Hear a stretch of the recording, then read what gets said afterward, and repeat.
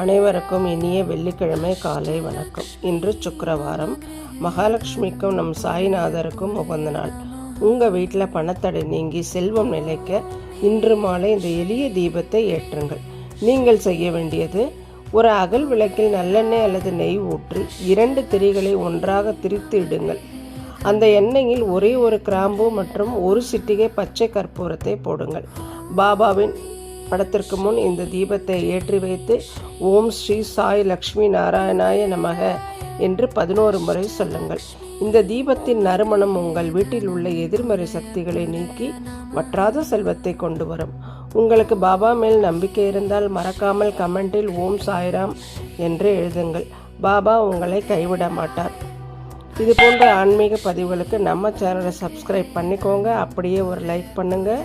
உங்கள் நண்பர்களுக்கும் ஷேர் பண்ணுங்கள். மீண்டும் ஒரு பயனுள்ள பதிவில் பேசுவோம்.